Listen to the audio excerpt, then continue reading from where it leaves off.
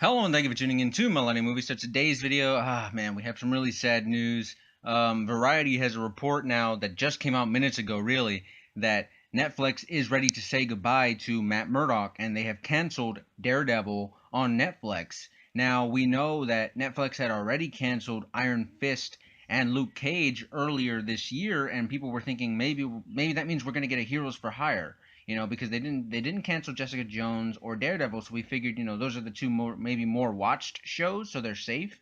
But no, as it turns out, they're not, because Daredevil has just been canceled. So this is really shocking news, man, because season 3 of Daredevil was probably, I think it's the best season that Marvel Netflix has ever done, right? It was a fantastic season, but apparently not. So this is just a quote that I'm going to read to you guys from a Netflix spokesperson, and he says, Marvel's Daredevil will not return for a fourth season on Netflix.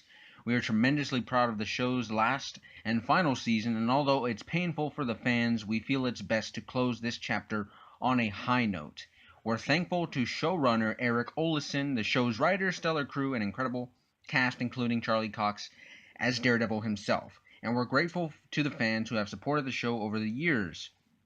While the series on Netflix has ended, the 3 existing seasons will remain on the service for years to come, while the Daredevil character will live on in future projects for Marvel. Now that last part is very, very interesting because he says, while the Daredevil character will live on in future projects for Marvel. Now, I tend to think that with all these cancellations of these Marvel shows, I think that once we get the next season of Jessica Jones, and once we get the next season of Punisher, I think both of those shows will probably also be canceled in conjunction with all these other Marvel Netflix shows.